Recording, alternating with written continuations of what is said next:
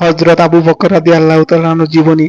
হযরত আবু বকর রাদিয়াল্লাহু তাআলা আনহু ইসলামের প্রথম খলিফা এবং রাসূলুল্লাহ সাল্লাল্লাহু আলাইহি ওয়াসাল্লামের সর্বাধিক ঘনিষ্ঠ সাহাবী ছিলেন।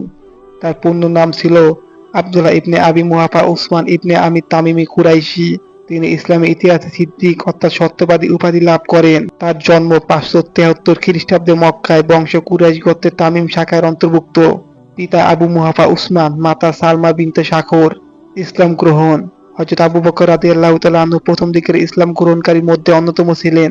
তিনি রাসূলুল্লাহ সাল্লাল্লাহু আলাইহি সাল্লামের দাওয়াত গ্রহণ করে ইসলাম গ্রহণ করেন এবং সর্বদা তার পাশে থেকে ইসলাম প্রচারে সাহায্য করেন। উপাধি: সিদ্দিক অর্থাৎ সত্যবাদী। যখন রাসূলুল্লাহ সাল্লাল্লাহু আলাইহি সাল্লাম মিরাজের ঘটনা বর্ণনা করেন, তখন হযরত আবু বকর রাদিয়াল্লাহু তাআলা আনহু বিনা দ্বিধায় তা সত্য বলে মেনে নেন।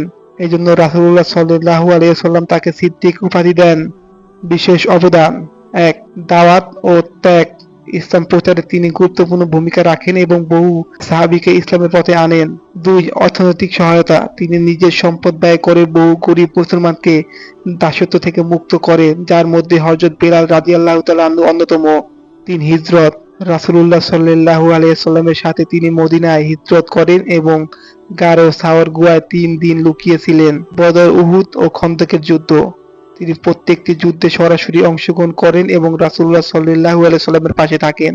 প্রথম খলিফা হিসেবে শাসনকাল: ৬৩২ থেকে ৬৩৪ খ্রিস্টাব্দ। ৬৩২ খ্রিস্টাব্দে রাসূলুল্লাহ সাল্লাল্লাহু আলাইহি ওয়াসাল্লামের ইন্তেকালের পর সাহাবায়ে কেরাম তাকে ইসলামের প্রথম খলিফা নির্বাচন করেন। রিদ্দা যুদ্ধ: তার শাসনামলে কিছু গোত্র ইসলাম থেকে বিচ্যুত হতে শুরু করলে তিনি তাদের বিরুদ্ধে কঠোর ব্যবস্থা নেন এবং ইসলামের ঐক্য বজায় রাখেন। কুরআন সংকলন: তার সময়ে প্রথমবার কুরআন সংকলনের কাজ শুরু হয়। ইন্তেকাল: ৬৩৪ খ্রিস্টাব্দে অর্থাৎ ৬৩ বছর বয়সে তিনি ইন্তেকাল করেন। তার ইচ্ছা অনুসারে তাকে রাসূলুল্লাহ সাল্লাল্লাহু আলাইহি সাল্লামের পাশে নববীতে দাফন করা হয়।